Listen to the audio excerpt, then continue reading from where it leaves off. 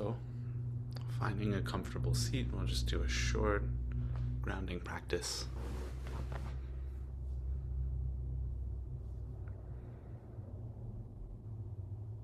And we've read this multiple weeks in a row, following from old texts. We start with just a base level awareness of what's going on in our body. Sensitive to the body. So that can mean just a quick body scan, not too deep or in depth. That can always be added later.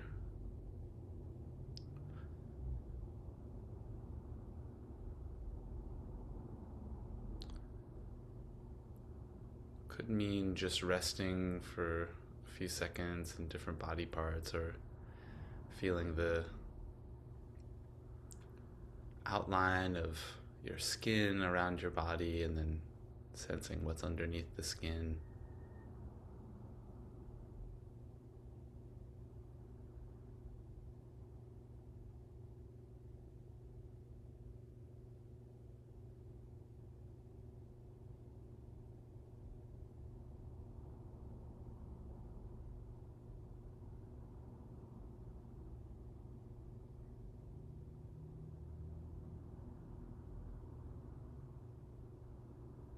And where you can, another thing that we've been reading from one week to the next, calming the body. Where there's structures of tension and stories and thoughts that we're holding on to, where there's little discomforts that can be let go of, we do our best to let go of them. Bring ease to the physical body.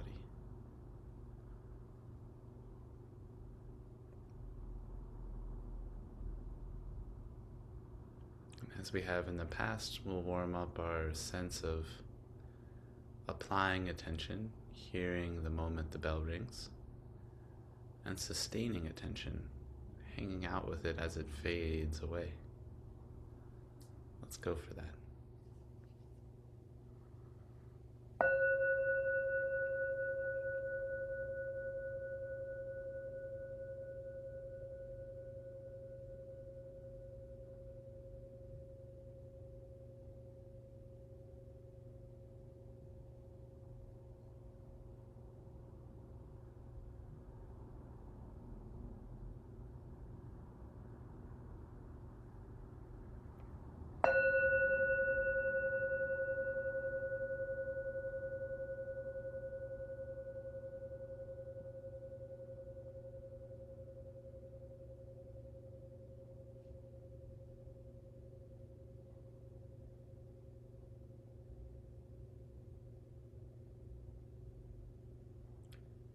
Applying and sustaining attention. So applying is also when your mind goes elsewhere, you bring it back to the bell, wherever it is.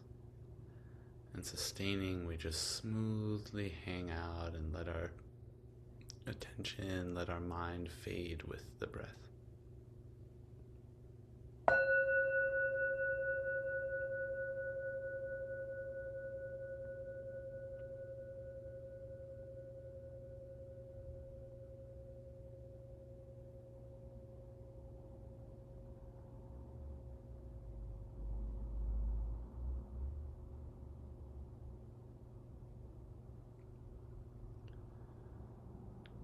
Let's try one more trick.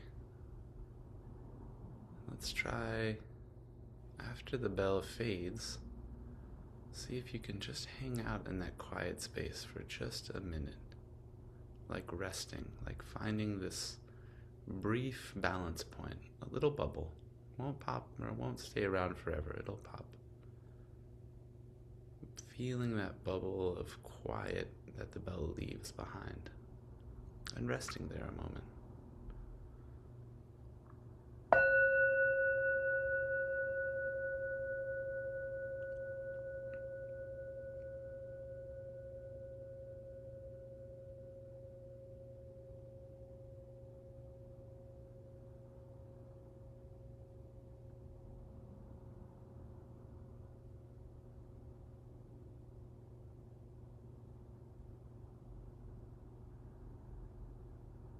resting.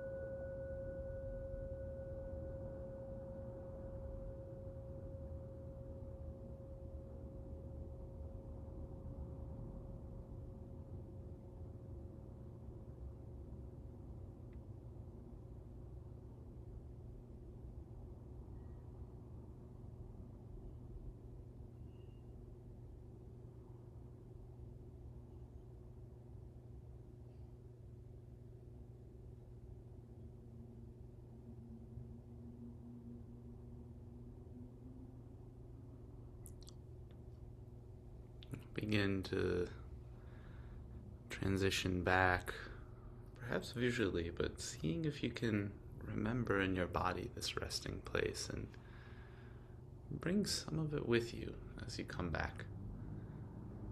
So, yes, you may take some deeper inhales, you may make some physical movements, but not completely leaving your resting place.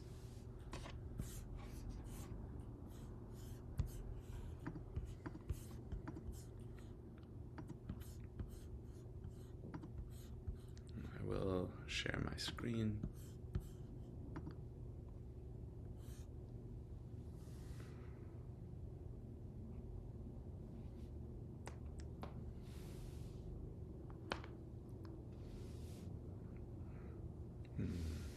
Okay.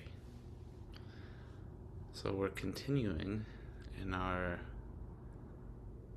investigation of the breath and our curious adventuring of the breath, and specifically of this practice, this technique of, sometimes it's called the 16 stages.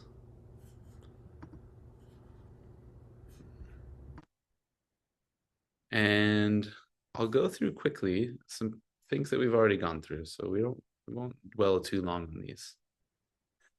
But just the core of this practice. When we're breathing in long, we know it. When we're breathing in short, we know it. So aware of the length of the breath, and aware not just of the length, but of what's happening at each point in the breath. A couple of weeks ago, people mentioned noticing that the breath gets caught in certain places. So maybe it doesn't flow smoothly. That's not good or bad, but it's good to notice. Excellent to notice. Feeling the quality of the breath.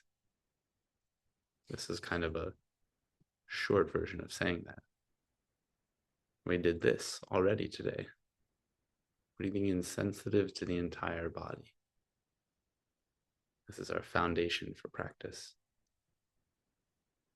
And then we did this as well. Breathing in calming, what's called here bodily fabrication. You can just think of calming what's going on in the body. Letting it rest a little bit. Especially in the ways that it relates to what's going on in our mind. So where some relaxation can be brought, we bring it. Okay. And then we got into these terms. One of them was PT. And we'll get into that in a minute. And the other one here, it's called pleasure, but it's Sukkha is the other word. Pleasure is also a great word to be noticing. And we talked about that for the last few weeks as well. This practice, and really practice in general, we can orient ourselves a little bit more to really being with what feels good. That actually helps the mind stay and deepen. Also helps the practice feel a lot more healing and supportive. Okay. And then we calm our mind by being at ease, by feeling peaceful, by feeling happy. It's easier to calm the mind. Okay, so these two words, PT and Sukkha. I think the metaphor versions of these are the best. And we'll get to one in a minute from the original texts, but we talked about PT being this kind of more energetic, intense quality. I was talking to somebody over the weekend we were talking about her experience meditating, and I fell into something that is quite common of saying PT, it's like can be kind of like a joyful or exciting feeling. Um, and she was like, well, I wasn't feeling that, but I did have this wave of intensity and I actually had some grief about it. And I was like, oh, that actually makes sense too. It doesn't necessarily have a positive quality. Often it gets tied to other positive feelings because of other things that are going on while we're meditating. But it can feel like this burst of energy. And often that feels like excitement or joy. Sometimes it feels like a wave of emotion, and often it feels like it's rising, moving from down to up. So this intensity, this lightning strike, but also it has more of a sudden and urgent quality than Sukkha, which in this case, the metaphor we use is that it's like water just seeping into the ground, and it has this contented, warming quality and not an urgent feel. And we'll be leaning into this a little bit more today. So there's not necessarily a sense of urgency, it's a sense of warmth, of contentedness, of happiness, without this burst of needing more or wanting more or look how great this is type of feeling. Another one that I think people enjoyed was that first bite of eating a really sweet fruit, like a just juicy, amazing peach. My mouth is watering as I'm looking at this picture. You can just imagine it's slightly acidic, but it's sweet. And there's just this wave of like, ah, wow, that's amazing. And then there's the feeling afterwards where you're just like, wow, that was a great peach. And I'm just going to sit back and just be happy and enjoy this moment. So there's the contentedness afterwards.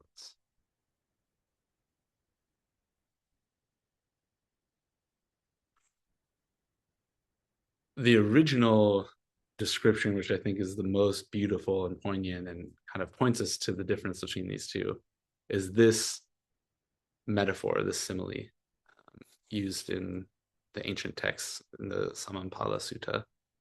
Um, and I'll let you all read it, but the crux here is that PT is like this like spring of water, of cool water that's coming up. And it starts to fill this reservoir. Here it says the entire lake.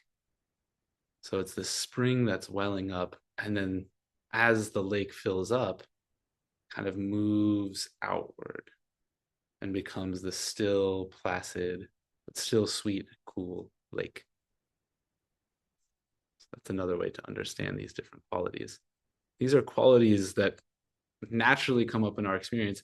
Not every time. I also was just talking about this weekend. And it's not necessarily tied to who has the best meditation practice. It shouldn't be a judge of how you're doing necessarily. It's curious to notice and it can be good to lean into because I mentioned last week, you can almost think of these like not like they're there or they're not there, but really like they're faders. You can kind of say there's some that's already there. It's really quiet, and maybe if I just lean into it and give it a little more space, I can feel that some more. So we can think about it that way. But we go through periods both in our life, which affects our practice, but also independent of the rest of life. Meditation practice has its own phases and cycles, and sometimes we don't feel these things quite as much as other times. And that's actually completely normal. It's not only okay, it's normal. It's to be expected. So you might be at a point where you're like, oh yeah, I get all these exciting, wonderful, great feelings while I'm meditating, especially in that, if I sit for a little longer and I really sink in, and that's wonderful. Just totally soak that up. And then you might be like, I pretty much never feel that. I don't remember the last time I felt that. And that's actually okay too. That's a whole other topic that we can get into. Uh, and if there's questions about that, we can definitely talk later. But these are just things to look out for and understand that there's a kind of deepening level of experience as these start to come up. More than the fact that they're coming up is actually the allowing them to kind of come and go and lead to the next thing. So I think when we start to talk about some of these experiences like the PT, the like intense sometimes joyous or exciting feeling, or the Sukkha, this warmth and kind of sweet, open feeling. There can be kind of craving that shows up for that. And you might be wanting to go for that, wanting to get more of that. Also natural. And it's okay to have a little bit of a direction. Like, I'm going to look out for that and try to support that in my practice. Fine. But what we come to learn, and if you read these, which we will go through a little bit more today, read these original texts, you can see that they actually just come up on their own. It's not actually our job to push them to come up necessarily. So we just create the conditions for them to arise, and maybe they do, and maybe they don't.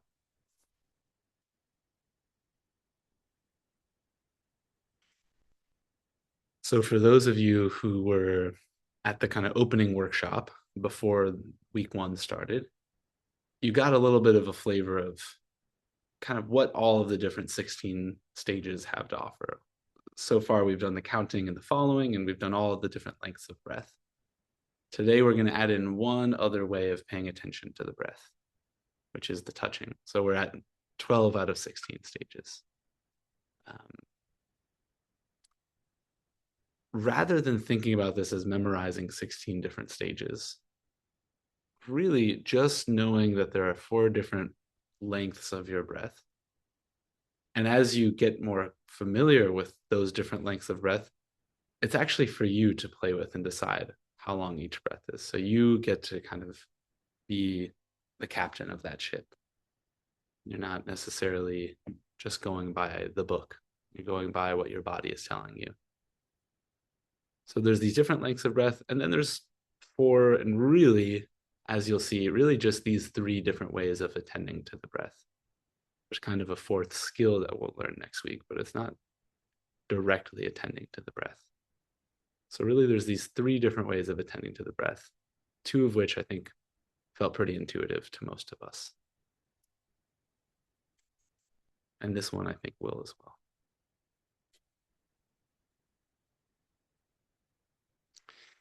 So forgetting for a moment about the first 2 paragraphs that aren't highlighted or aren't bolded, I just wanted to really get back on this piece here about these experiences are not for us to push. They're just for us to create the conditions for the next thing to happen. And things actually progress naturally. And we have to allow them to progress naturally. We can get so caught up in a feeling of what's good and not good that we actually end up foregoing deepening into our own experience, our own honest, authentic experience, the only thing we really have. We end up foregoing deepening into that because we have an idea of, oh, well, I want more of that positive, happy feeling, or I want more of that intense energy and excitement. And as a result, we kind of push away the changes that are naturally happening. So what I really wanted to highlight here from these old texts is that when we first start, first of all, when we first start, our minds might be all over the place. Sometimes that's not the case. Sometimes we come into practice and we're already settled. But most of the time, our minds are all over the place. And then they start getting a little more corralled, a little calmer over time. And sometimes it takes a long time. Often it takes more time than we actually have. And as we start to settle, then there's a little bit more space between the thoughts. And we start to find a little bit more comfort in what we're actually doing. That is so, so important. And that's why I keep week after week bringing up those first few points. Aware of the body, letting go of these bodily fabrications, tension, these different things that are happening, tuning into pleasure. So, so important, because if we can't start to do that, we won't let the rest of our experience unfold for us. It becomes too much of a work. It becomes too much of an effort to be meditating. But by aligning ourselves to what feels comforting and sweet, we actually can let it unfold and kind of waterfall on its own. So at first, we have this kind of, okay, I'm going to really try to place my mind in this one place. And as we start to deepen into that, we might get these positive feelings, this piti, this sukha. They might come up. we're still giving a little bit of effort to make sure that our mind stays in this one place, but we're also starting to feel good. Over time, as we sit in that for a little bit, we realize that less and less effort is required. And actually, things will just keep flowing. It's not perfect. And as we start to learn that skill, it's like riding a bike. You like take the training wheels off and you start like getting a little, you go from side to side a little bit. Or maybe you get a few pedals in and then you kind of fall off to one side. Completely to be expected. But you start to learn, and this is the second paragraph, applying and sustaining attention are no longer necessary. So there's this kind of relaxation of effort that happens. Like, oh, I can just be here and it just feels good to breathe. Wow, that's great. I don't even need to do that much. Fantastic. Then something interesting happens. And this is actually often, at least in this kind of trajectory of practice, the most difficult piece for people to get. The kind of energy and excitement will fall away. It falls away on its own. And at first that might feel like wrong. You're like, oh, I must be distracted. I must not be doing it right. Your attention becomes less focused towards the center, and it kind of just starts to widen out on its own as you're becoming more and more effortless. Often people describe in this state that their body feels kind of floaty, or it feels different. Maybe it feels really big, or maybe it feels really small, but there's a big shift in how the body feels. It's definitely still pleasant, but it doesn't feel like exciting in the same way. It's just kind of comforting and open and freeing. And this other thing comes up as the excitement, and that excitement leads to a little bit of craving sometimes when it's immature.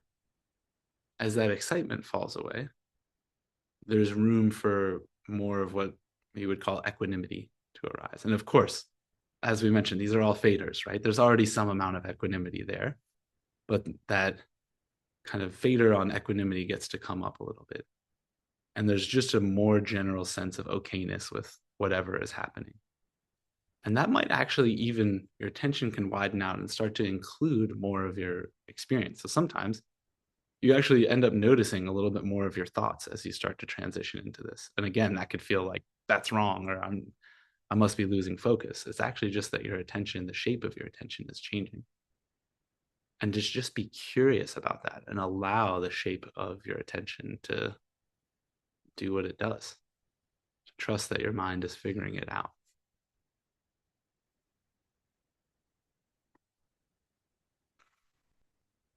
Which is beautiful simile of, well, we'll get there in a moment. I mentioned this word equanimity. It's a big word in terms of its baggage. We all might come to that word with a different sense of what this means. And there's two ways that I might want to bring into this, talking about this today.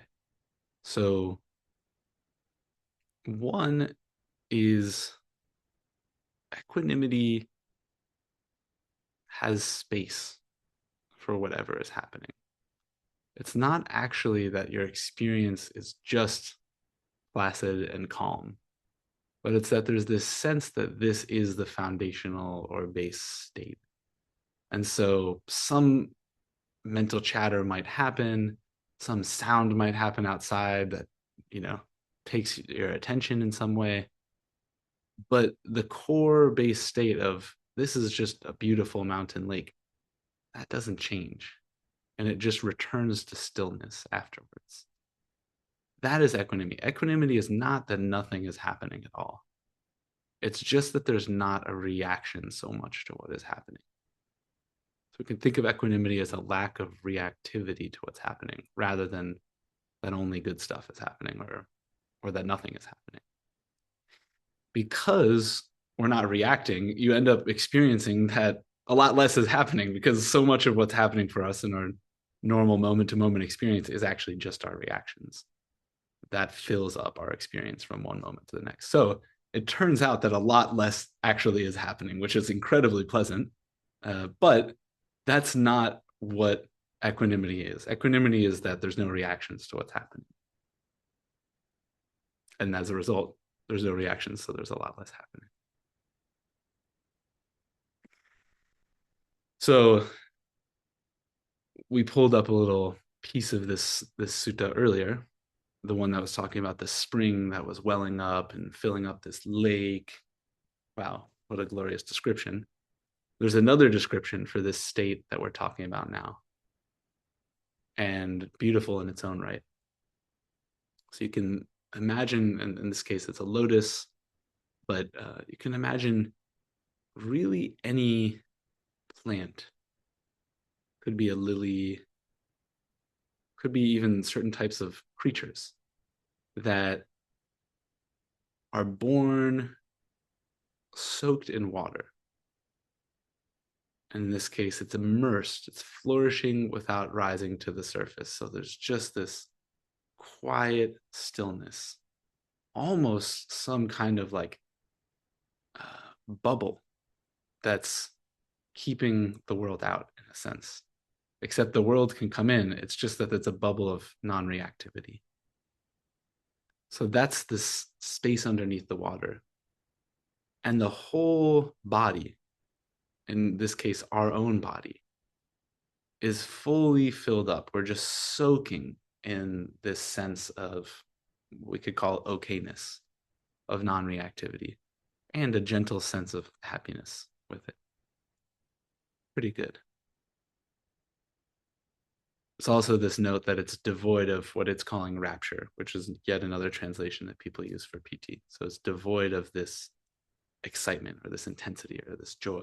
It's a very like, almost like unspectacular state. It is actually incredibly healing to experience, but doesn't have any mark of like, wow, this is crazy. It's just like, oh, cool. This is great. Um, mm. And so I've said a little bit about the direction of practice, and I again mention these different experiences not because this is what you should be experiencing in any given meditation practice. In fact, it can take some time. Sometimes you can jump into one of these states very quickly, but it can take some time to develop. And so, often it would be difficult to experience some of these things without sitting for 30 or 40 minutes, with exceptions. Sometimes it just happens really quickly. But I mention them not to mention a way of judging your own practice. I mention them because you can see this way that one thing kind of leads to the next if we allow it to. That is the takeaway I hope everybody can have. That whatever experience we're having now is the precursor to what's about to come next. And if we let it unfold honestly and with care and leaning into what's feeling good and being curious about it, that process will actually just naturally take care of itself. There's something very useful about noticing how at first we think we need to really apply our attention and work hard at it. And perhaps we do at first, or perhaps it's useful. And then at a certain point, we don't even need to apply attention, but we might not be used to that. So we might still be trying to, and we're actually holding ourselves back in some way. We're trying to uh, put something else on our experience that doesn't need to be there. So we can let that fall away. And then we think, oh, this is how meditation is supposed to be. This is how it feels really good. And because we get so attached to the way that it's feeling, we kind of don't allow certain parts of the experience to fall away and deepen further. Um, that is really what I hope the takeaway for this whole conversation about different experiences and states is. That they lead to each other if we're just honest about what's happening for us and we keep leaning into pleasure and to some extent also displeasure. It's making us feel uncomfortable and relaxing into it. So we use these words in the workshop. As we go through these, it really just comes down to I'm feeling these uncomfortable things. I'm wanting something different. That's dukkha and tanha. And then, okay, letting go, letting go. Going to be with the breath as I've intended to. I'm going to lean into what feels good in this moment and see where that takes me. And then just like learning to ride a bike, at first we're not going to be so proficient in that. And so we'll fall off to one side or the other. And then we'll get back on and we'll be like, dang, I really didn't like that. I'm feeling a little tight. And then, okay, relax the body, tuning into pleasure. This is the orientation.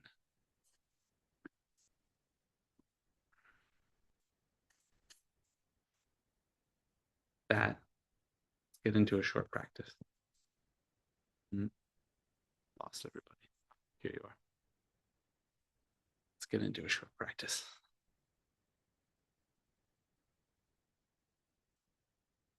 Actually, why doesn't everybody just, let's take a quick stretch. Stand and stretch and get some blood moving.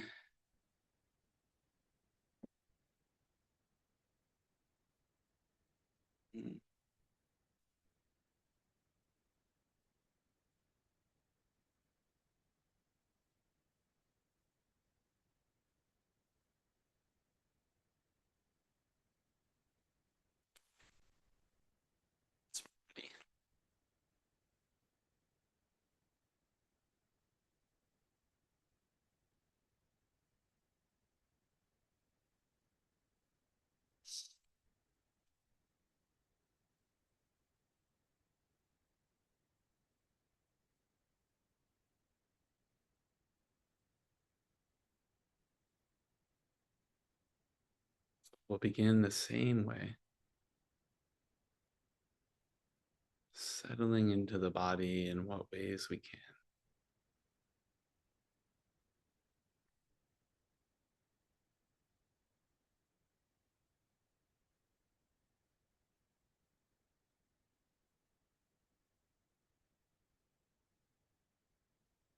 It helps you can start with the breath as it is. I often prefer to just see what I can let go of in the body first. And that might even involve repositioning yourself a little bit.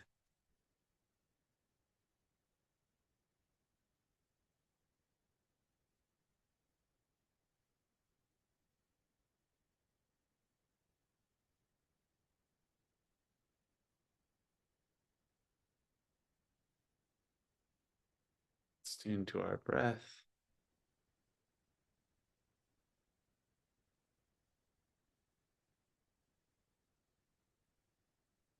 Starting a slow process of breathing in deeper, but in such a pleasant way. Really as a kindness to yourself. How would you breathe if you really wanted to communicate to your body that this is a good thing?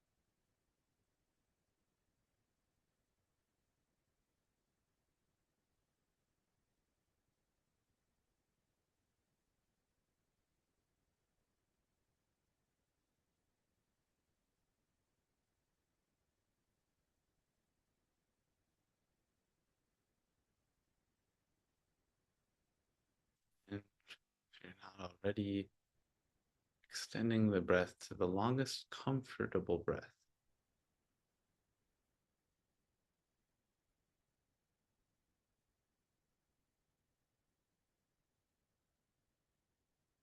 It's comfortable.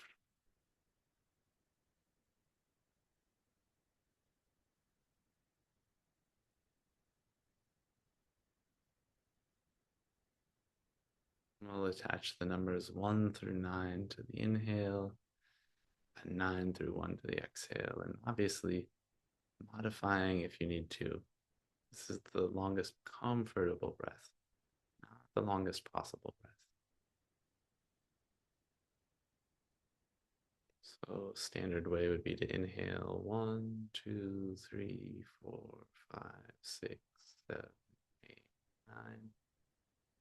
And exhale 9, 8, 7, 6, 5, 4, 3, 2. There's no rule about how much air per second you need to pull in, so you can really just sip at the air over those 9 counts.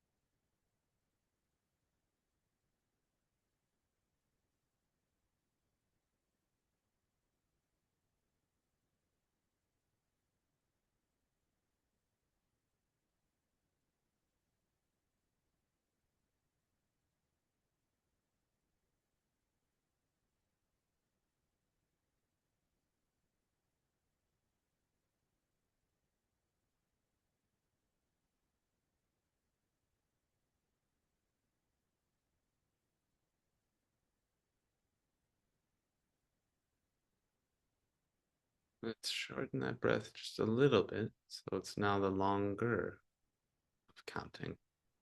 Inhaling 1 through 6, exhaling 6 through 1, and modifying as needed.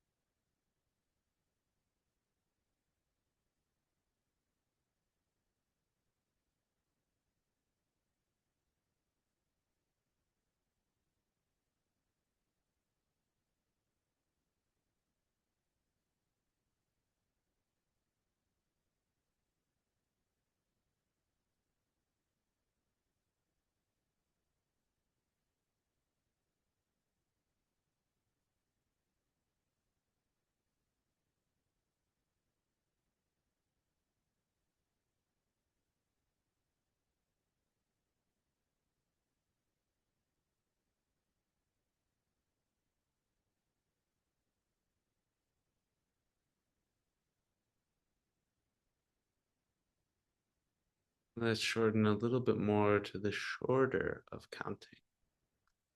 Inhaling 1 through 3, exhaling 3 through 1.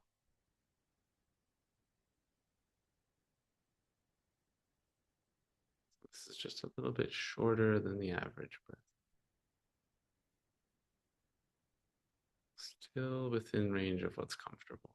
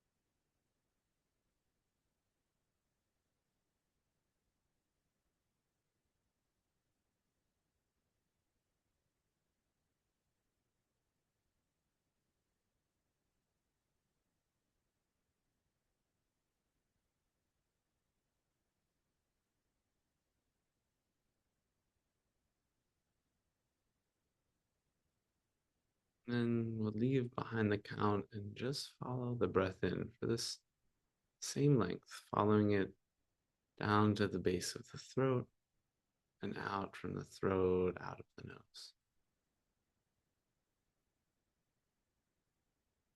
Still a breath that's a little shorter than average.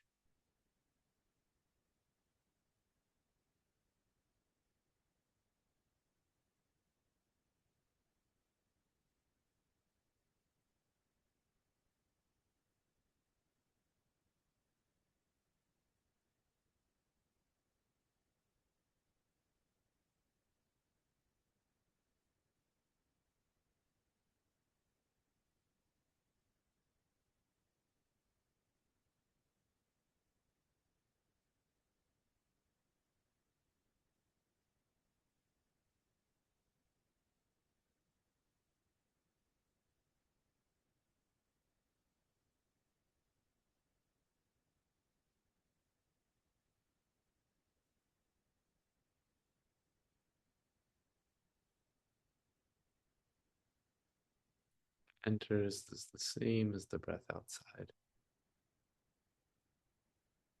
It's all a breath.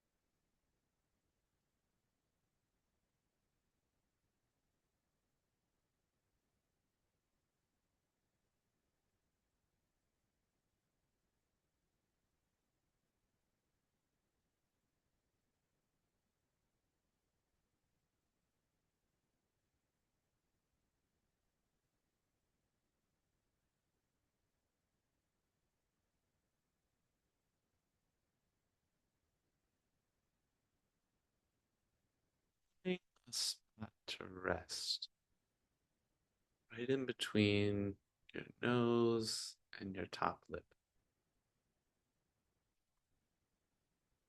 Finding a relatively small area within there. Doesn't have to be a pinpoint.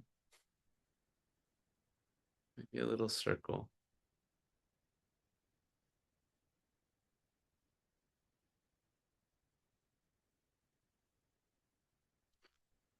And resting your whole mind there.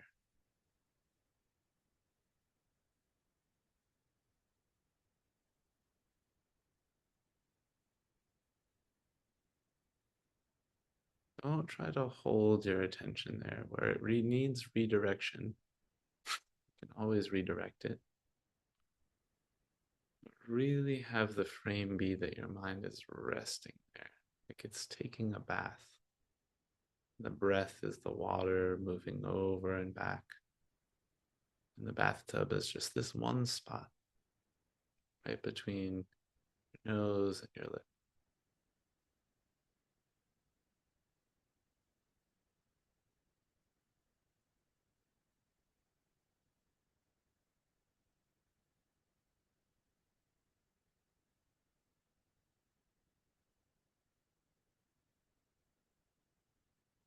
This is the touching.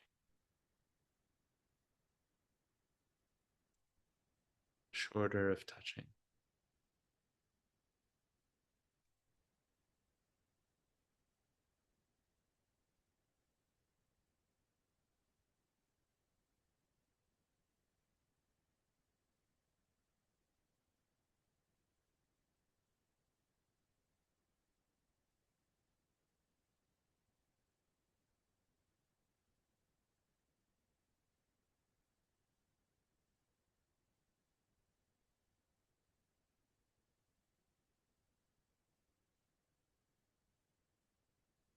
To the extent that you're feeling anything feels healing or supportive, even while you rest in this little bathtub of your own creation, let your whole body feel the benefits of your practice.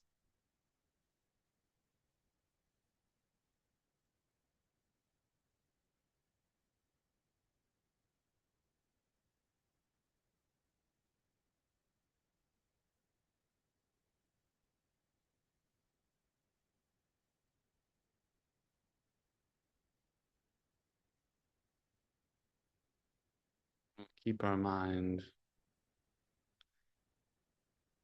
resting in this one spot, but we'll start to lengthen the inhale to the longer breath, and it will be the longer of touching. So resting the mind in this one spot, just giving it a break. Breathing in a breath that's a little longer than same that we were doing when we were counting to 6, but you don't need to count now. Just rest in this one place.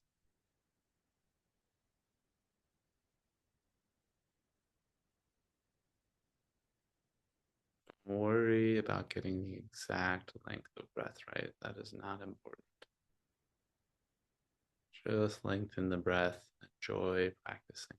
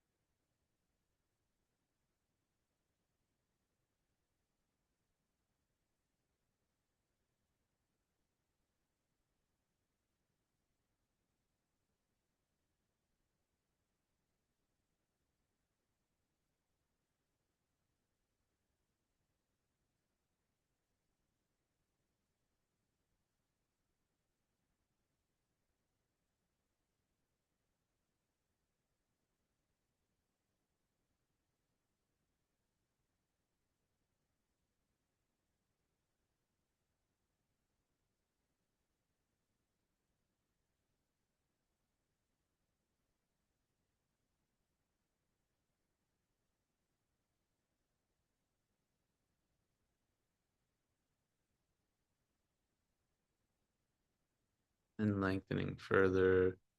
Still resting in this one spot, but now breathing the longest comfortable breath.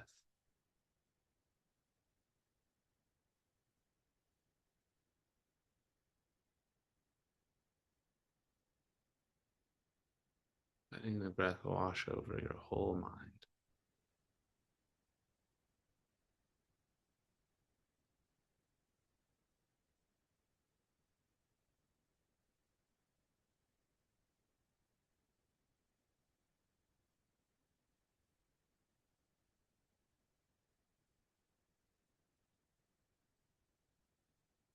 Longest of touching.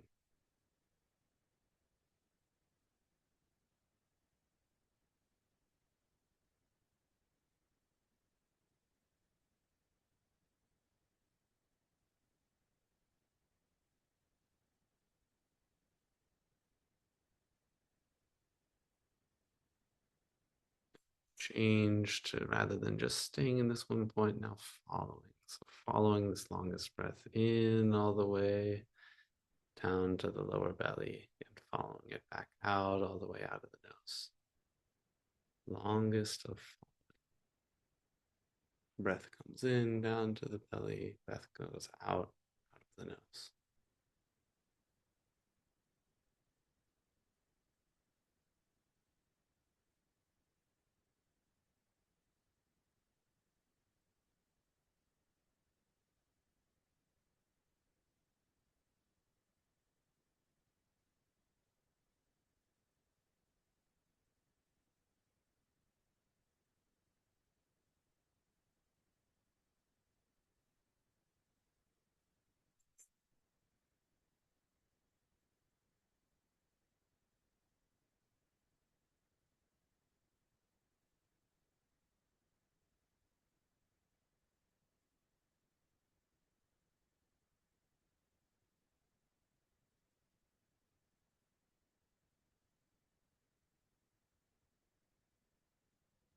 Bringing it home, attaching the numbers one last time.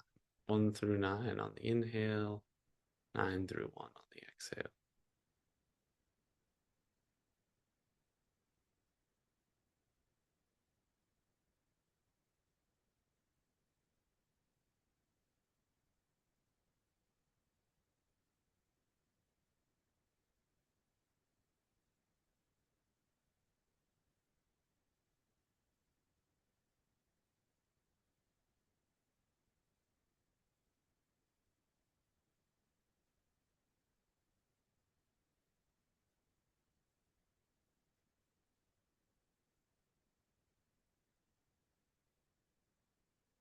go, letting your breath go to a normal length. Taking a moment to reflect on your current state and where you've been in the last few minutes. Reliving it with your whole body.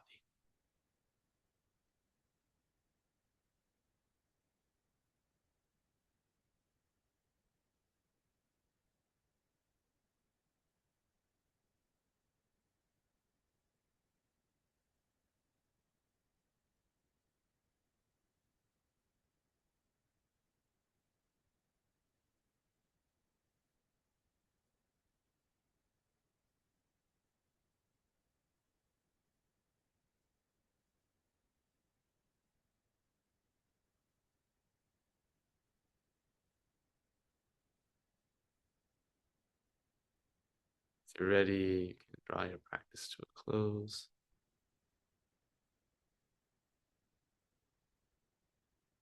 Perhaps reflecting briefly on why you're here, why you're doing this.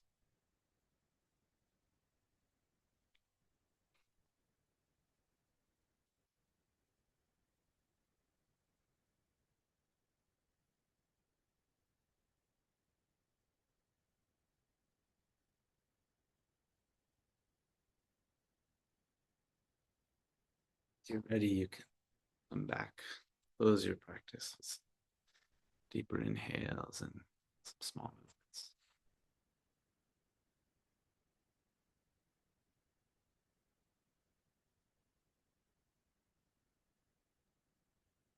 Boarding off, so it will be a loud sound.